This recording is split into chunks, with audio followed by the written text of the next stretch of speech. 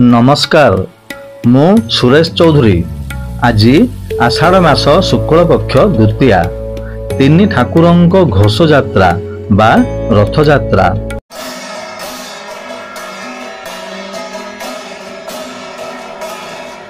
वर्तमान मु ब्रह्मपुर सहरर गोसाईनुआ गाँ को आसी जाइछि। प्रतिवर्ष एठी हेउथिबा रथ यात्रा अत्यंत आकर्षणीय होइथाए। ब्रह्मपुर सहर तथा जिल्लार अन्य अंचलरू हजार हजार संख्यार भक्त माने आसी एही यात्रा रे जोग देइथांती।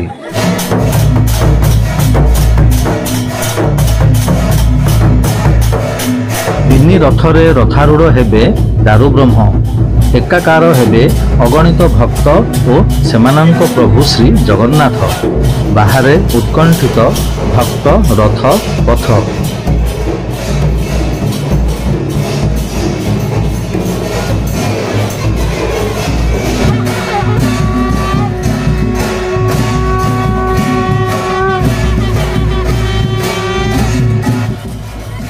वर्तमान आपण देखुछंती भक्त मानंक द्वारा तीन रथर अग्रभागरे पताका उत्तोलन करिवार दृश्य।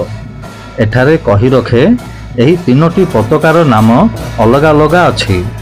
तालध्वज रथ पताकार नाम यूनानी, नंदीघोष रथ पताकार नाम त्रिलोक मोहिनी एवं दर्पदलन रथ पताकार नाम नादाम्बिका।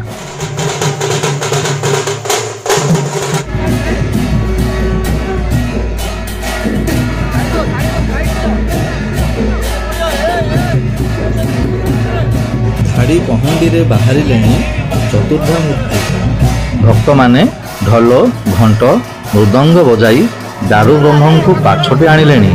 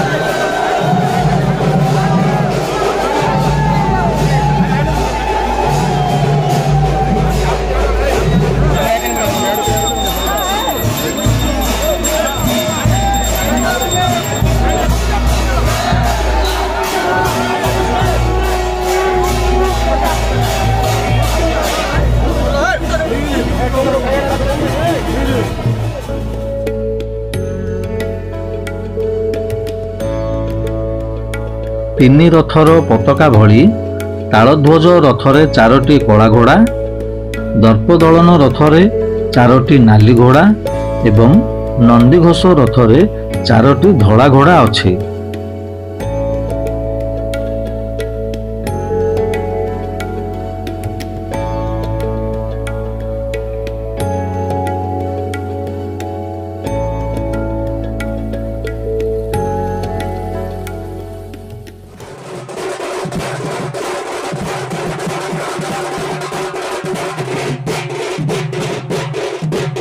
वर्तमान रथ टणार महत्वपूर्ण और उत्कंठापूर्ण मुहूर्त आसी जाइछि।